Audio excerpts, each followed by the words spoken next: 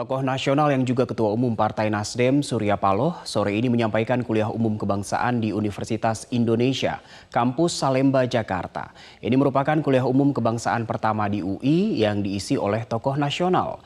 Kuliah umum kebangsaan saat ini sedang berlangsung dan berikut penyampaian materi dari Ketua Umum Partai Nasdem, Surya Paloh. Dihasilkan oleh pemimpin bangsa pada saat itu. Apa itu? Tahun 1955 ada konferensi Asia Afrika. Nah, ini perlu menjadi catatan penting bagi kita. Karena ini bukan hanya sekedar konferensi biasa pada waktu itu. Ini menunjukkan kepiawaian, kemampuan diplomasi, politik yang luar biasa dimiliki oleh pemimpin-pemimpin bangsa kita. Tidak mudah untuk mengajak bangsa-bangsa lain menghadirin, terutama dari Asia Afrika, pemimpin Asia Afrika, datang ke Indonesia menghadirin konferensi Asia Afrika. Risalnya luar biasa. Menempatkan dan menobatkan Indonesia sebagai pemimpin gerakan non-blok.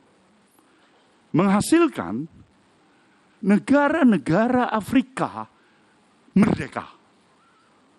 Banyaknya negara-negara baru yang merdeka terinspiring oleh konferensi Asia Afrika.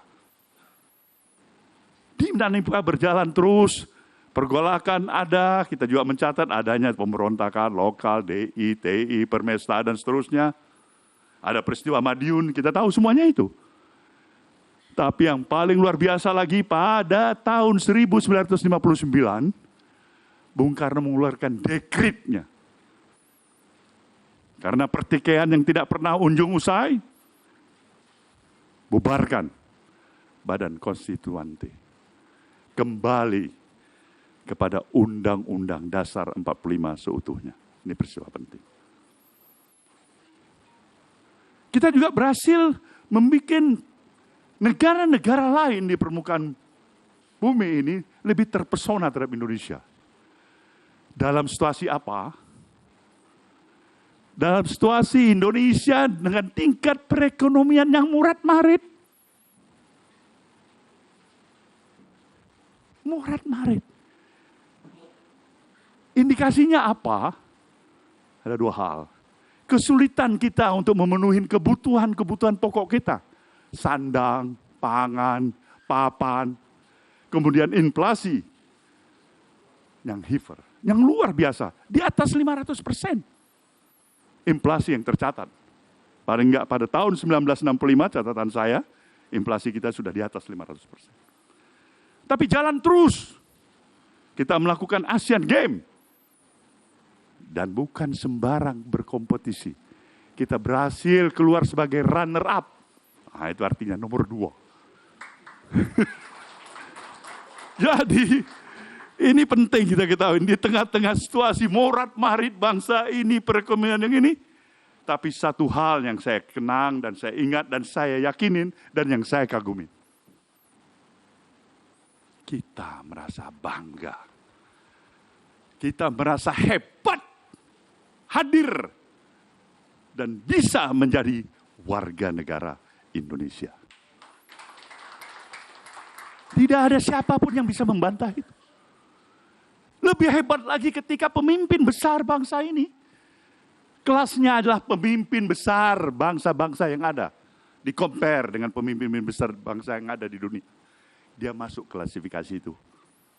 Bung Karno. Dia berpidato. Pada tahun 1960, tepatnya mungkin tanggal 30 September kalau saya tidak salah.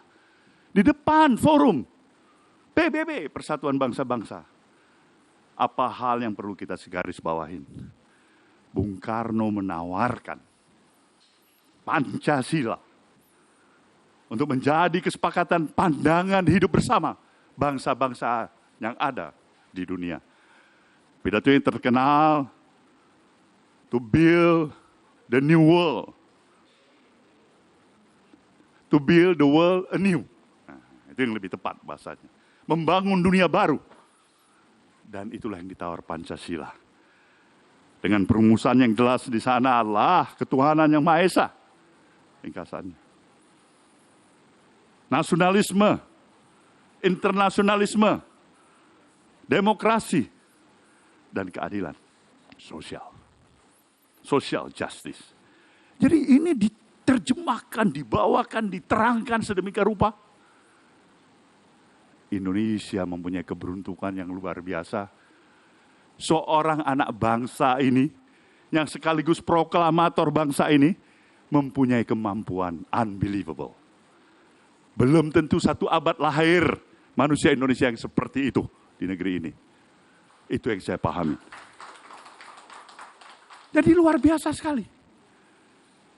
Nah, pergerakan dari pergerakan berjalan penuh lagi dinamika, jatuh, bangun, pasang, surut, dan sebagainya. Ada satu hal, di tengah-tengah penghormatan, penghargaan, apresiasi dunia terhadap Indonesia, satu hal yang belum sempat kita bangun di negeri kita ini. Apa itu? Tadi yang dikatakan oleh saudara moderator yang kita hormati. Pembangunan sektor ekonomi. Ekonomi. Dalam bidang politik, nothing to compare dengan terhadap Indonesia waktu di zaman itu. Soal gaya dan style Indonesia, makan, tidak makan, pokoknya ngumpul. Nah, ini penting ini. Ini hebat. Kenapa? Tidak ada perasaan yang namanya minderwaardigheid kompleks. Rendah diri, inferiority. Urusan apa? Gantungkan cita-citamu di langit yang ketujuh setinggi-tingginya. Kasih aku 10 orang pemuda, dunia akan aku goncang. Siapa pemuda waktu itu lompat semuanya. Ini adalah dan hal yang perlu kita garis bawahin, saudara-saudaraku. Ini yang perlu sekali adalah kecintaan kita dalam arti kata kebangsaan dan nasionalisme. Tidak ada tempat untuk mengembangkan perbedaan menjadi perbedaan. Tapi justru perbedaan menjadi satu kesatuan. Saya ingin memberikan ilustrasi untuk menyegarkan ikatan kita. Sahabat saya Isadi SH dari sini. Ilustrasi ini adalah seperti ini. Pada waktu sekitar tahun 60, koreksi saya barangkali Bung Isadi, kita memang champion di bidang bulu tangkis. Satu ketika dalam memperebutkan Piala Thomas Cup, antara final Indonesia melawan Malaysia, kita memiliki yang namanya Tan Yu Hock dari Indonesia. Juara single utama kita. Malaysia memiliki champion juga, Gunalan. Nah, ini kalau orang-orang usia saya ke atas baru tahu ini. Nah, adik-adik saya, anak saya nggak tahu ini. Apa yang terjadi? Ini yang penting sekali, saudara-saudaraku. Betapa kita patut menghormatin, mensyukurin, dan membesarkan hati kita. Semangat nasionalisme kita kala itu. Menghadapin pertandingan final itu, apa yang terjadi di negeri kita Indonesia?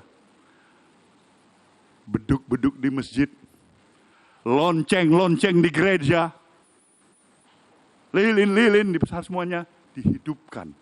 Seraya berdoa untuk kemenangan Tan Yu Hock. Tidak pernah memikirkan Cina ini Tan Yu Hock. Mana ada waktu itu. Nah, kita kalau sedikit Ahok udah gawat kita sekarang ini. Itu yang kita milikin pada waktu itu. Itulah suasana kebatinan bangsa kita.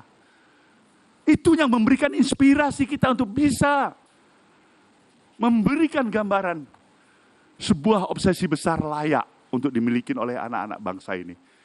Untuk membawa bangsa ini berdiri sama tinggi dan duduk sama rendah dengan seluruh bangsa-bangsa yang ada di permukaan bumi ini.